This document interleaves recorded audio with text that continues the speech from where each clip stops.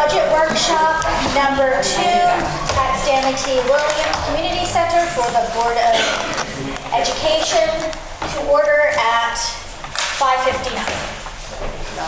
Roll call? 6 o'clock, sorry. What the? 6 o'clock. Chairman Papaholzer. Here. Vice Chair Nafrio. Here. Secretary Sienna. Here. Janet Balsamo. Here. Carolyn Candelora. Here. Vincent Mace. Cynthia Rice. Here. Pledge allegiance to the flag of the United States of America and to the republic for which it stands, one nation, under God, indivisible, with liberty and justice for all.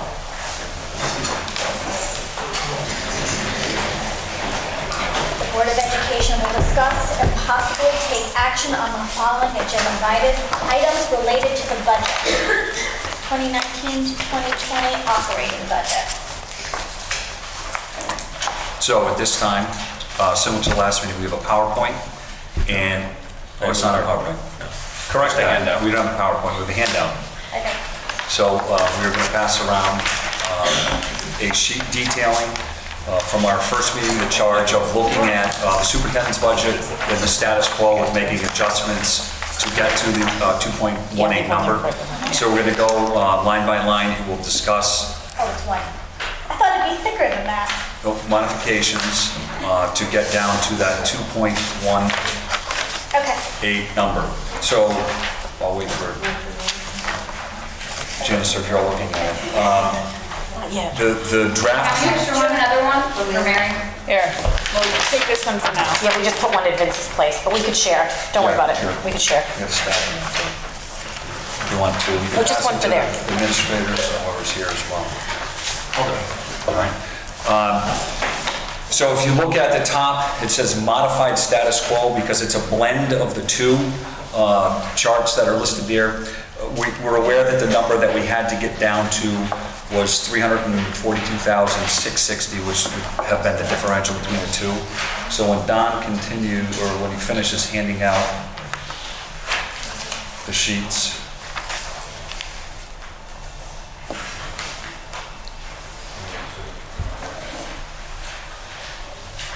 so we're all on the same page. We'll go through that.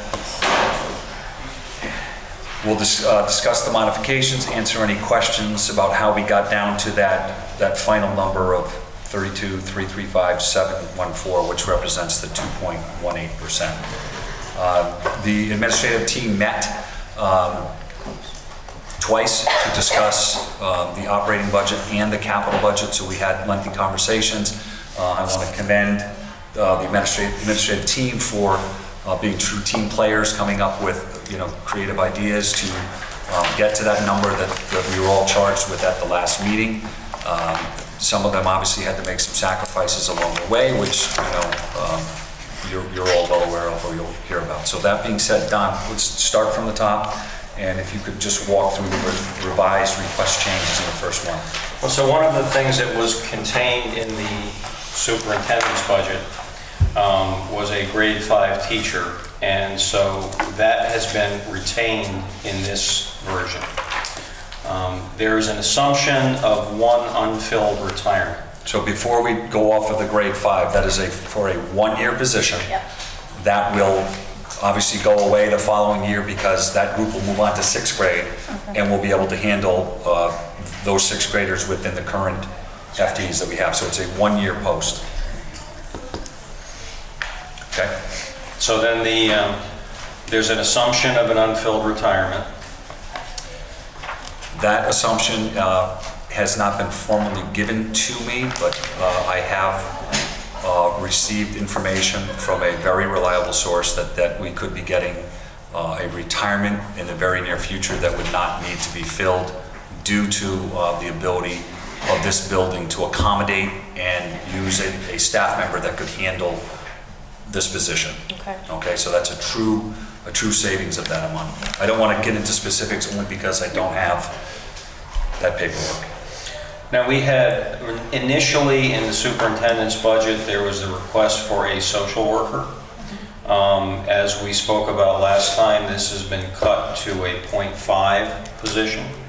The reason it's still 52,000 is because it retains the benefit component. But if you look down below, the other half of it, which is 32,000 in salary and 667 in FICA, I assume, although I didn't carry all the internal lines on this. So the two of them put together would have been what was originally in the superintendent's request. So we kept 52 and lost 32. Originally we had requested 3 additional paras, 2 for RTI and 1 for special ed. And 1 was at Jerome and 2 were at Totucket Valley.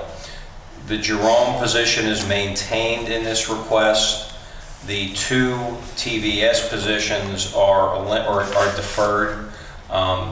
That the building administration felt that as long as they got the grade 5 teacher, they would be able to structure things in a way that they could do without these new para positions. So we talked about class size of that 25 going down, and then restructuring that 5th grade class with the paras that we currently have on staff. We're able to eliminate those 2, but keep the 1 at Jerome. Okay? There's some money in the TVS budget for an after-school program, and that has been eliminated. The assistant coaches at NBIS, athletic coaches, were kept in the budget, but I'll say a little more about that a couple lines down. We talked about before some salary adjustments based on the approval that was made in January. That ended up not really having a lot of impact on the budget, but I did account for that. And so I just want to speak to that so everyone understands here. You voted on a list of positions that varied between 2.25, 2. So the total savings with the number that you came up with was to the good $1,070, so it's included there. And then what we did is we made a recommendation to take the additional money, the remaining $26,000, out of the building budgets. The building budgets are in the neighborhood of $460,000, so this isn't a major reduction in those budgets, but obviously it represents some loss. There are some things some of the NBIS assistant athletic coaches may not need to be filled, and so those would end up coming out of that building budget reduction. So specifically to that, so if you look at the number $4,980, that is for 10 assistant coaches for the number of sports that we have at the middle school. So for a team right now, let's pick a sport, girls field hockey.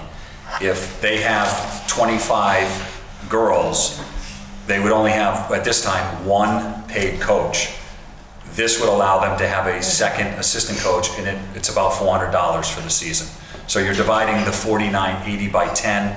It averages out between $400 and $500. I know it's not a lot of money, but it's an acknowledgement of their time and their efforts to have somebody there. If we had a team with 6 kids, we wouldn't have an assistant coach. That $400 would go back into the pool and then back into the board. So that gets us back to that same total that we were at with the status quo, albeit in a somewhat different way.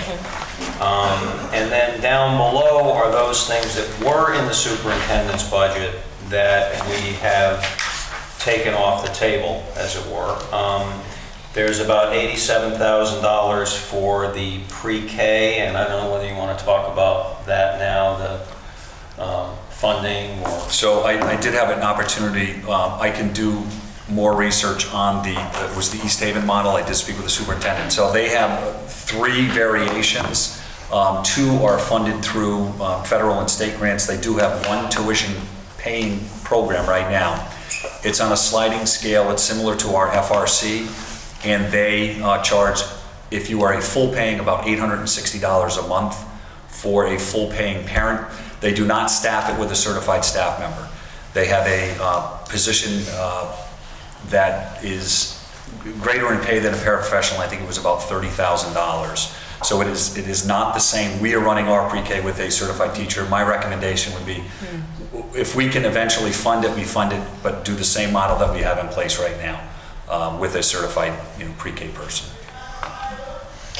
So basically, this is kind of like, for lack of better terms, this is like your wedding guest list. We got the A list up top and the B list on the second half. Everyone's invited. We already mentioned Some have to pay to come. Some are invited and don't have to bring a gift. Some have to pay to come. So we already talked about the social worker and the 2 TVS paras, so the only thing that's remaining is the behavioral specialist, board certified behavior analyst. And as you recall, that was going to cause a net increase of about $40,000 in the budget. So if you take, just so the math is at least reasonably clear, if you take the 2.18, the superintendent's request was 3.26, so that was about 1.08%.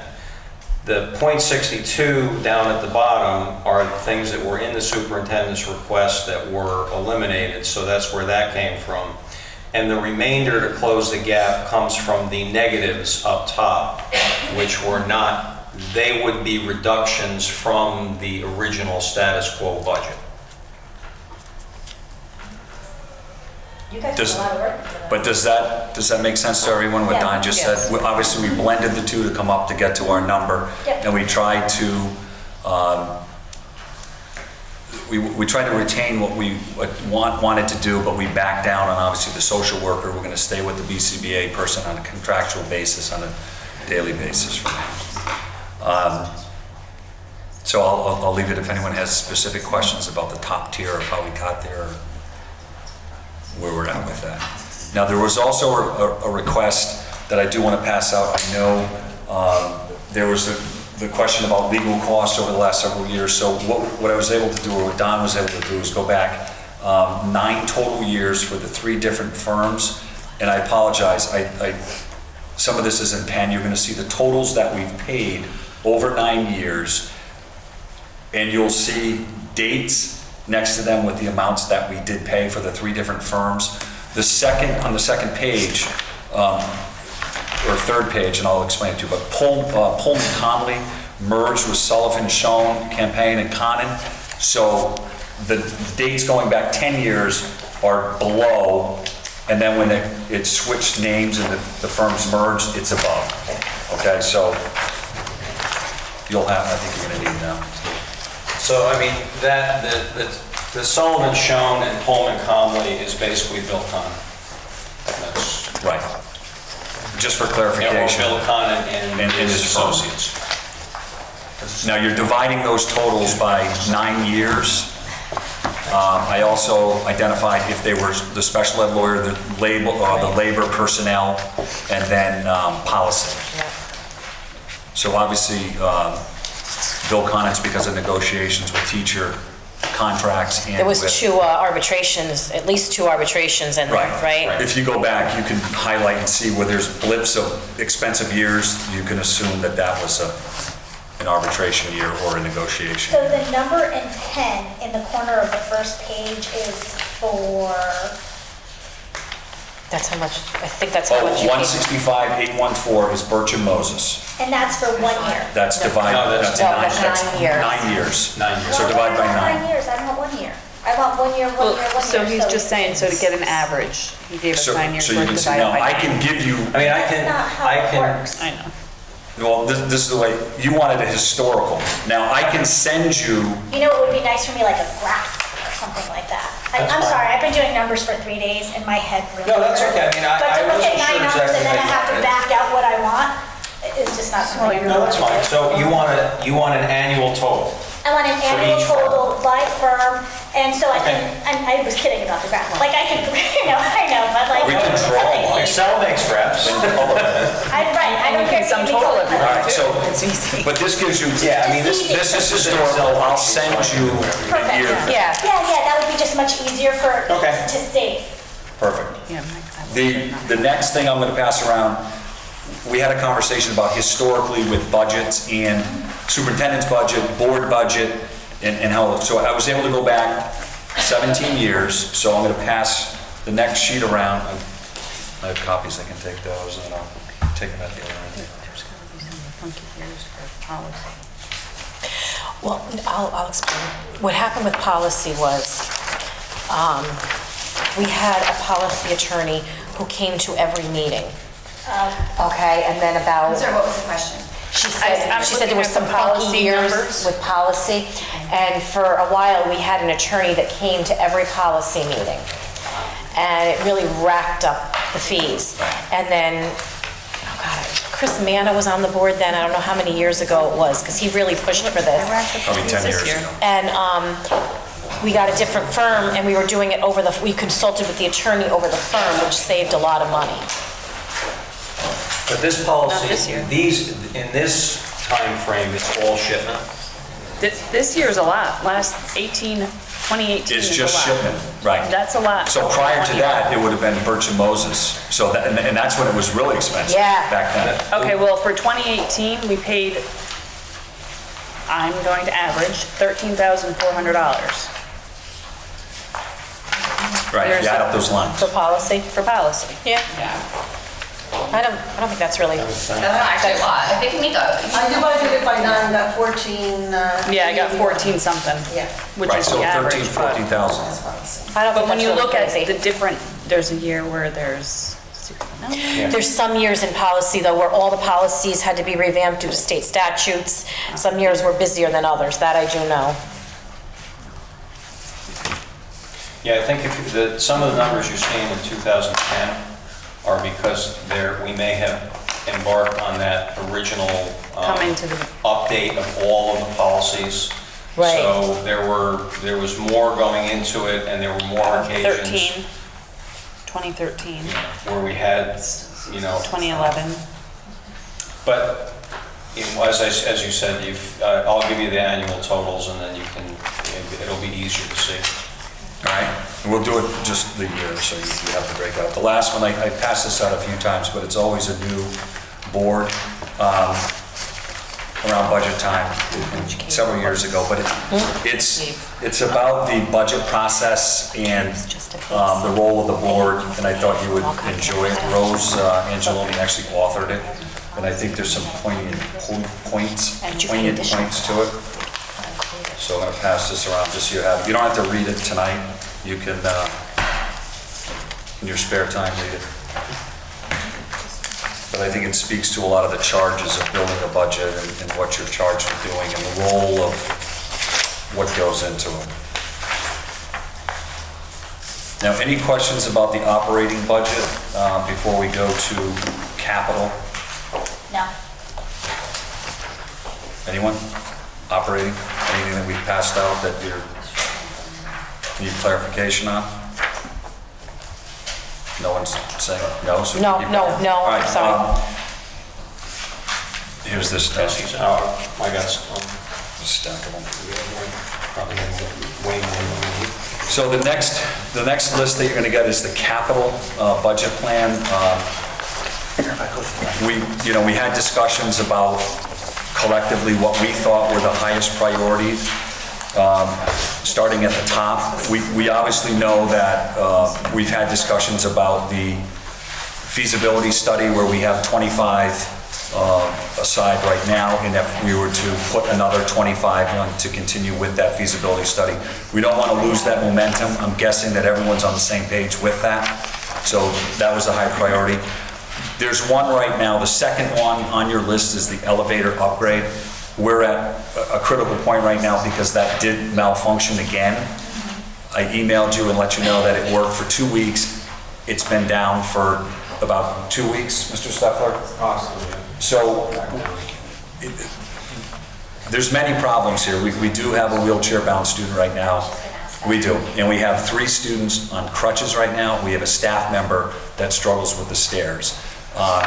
We've moved the classrooms downstairs for the students on crutches. So teachers are going up and down, students are coming down. The student in the wheelchair, we transport over to the middle school and use the elevator to come across and get into the second floor of the high school. It's not ideal, to say the least. I have forwarded all the information to Mike Paulus about the repairs that we've done on it and the estimate from, Mr. Chody, what's the name of the company?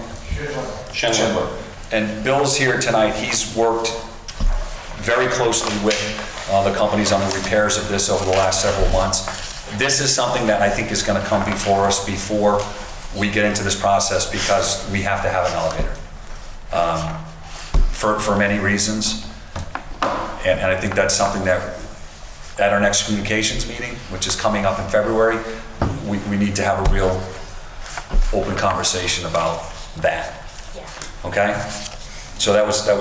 Then priority B, kind of putting them off, but the chilling unit and tower at Jerome Harrison, how old is that, Bill? It's 20, it's original, so it's outlived its lifespan.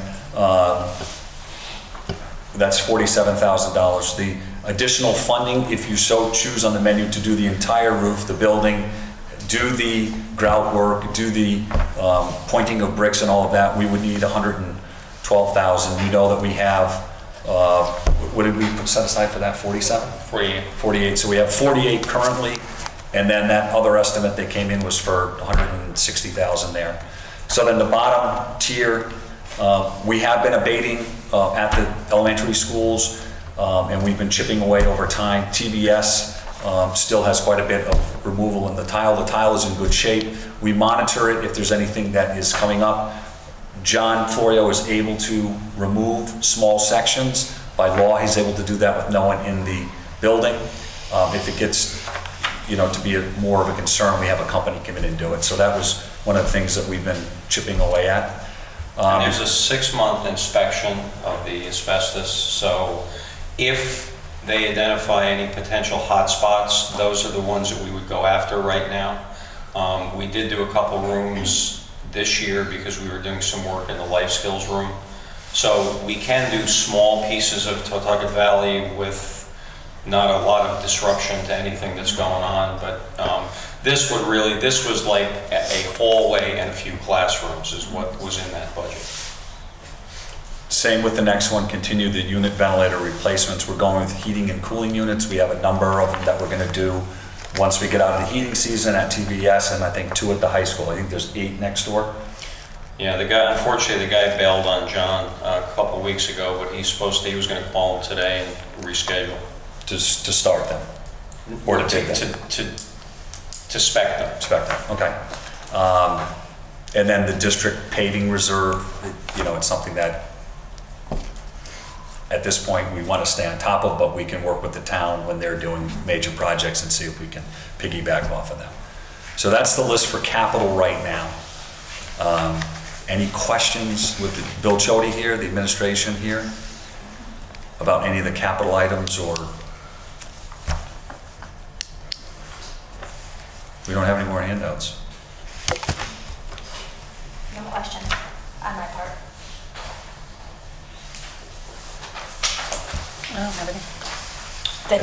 Then I'll make a motion to, do you have any other questions? Do you have questions, Vince? Do you have any questions? Then I'll make a motion to move to bring the superintendent's,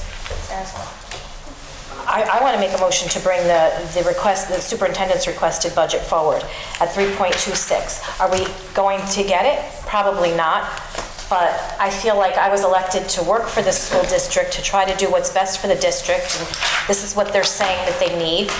They do have their list to reduce when we get cut, but I would like to make a motion to bring the 3.26 superintendent's budget forward. I second that. Discussion? Roll call vote? Chairman Papa Holter? Vice Chair Nafrio? Yes. Secretary Sienna? No. Jana Balsamo? Yes.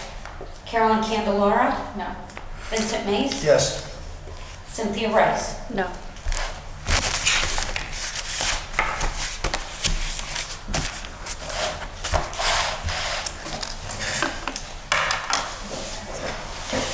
Then I'll make a motion to bring forth the 2.18 status quo budget.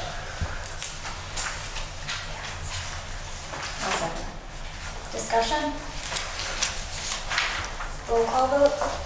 Chairman Papaholzer, Yes. Vice Chair Nafrio, No. Secretary Sienna, Yes. Janet Balsamo, No. Carolyn Candelora, Yes. Vincent Mace, No. Cynthia Rice. Yes. Do we have to vote on the capital budget? Yes. I'll make a motion to bring forth the 2019-2020 capital project summary as submitted. I guess we could call that Exhibit A. I'll second. Discussion? Roll call vote? Before I'm you, sorry. so we're talking the priority A, B, and C, bringing all that The vote? whole thing, because they have line They have item. veto power. They have line item veto, so they can pick and choose what they want to do on that. Chairman Papaholzer, Yes. Vice Chair Nafrio, Yes. Secretary Sienna, Yes. Janet Balsamo, Yes. Carolyn Candelora, Yes. Vincent Mace, Yes. Cynthia Rice. Yes. Public comment?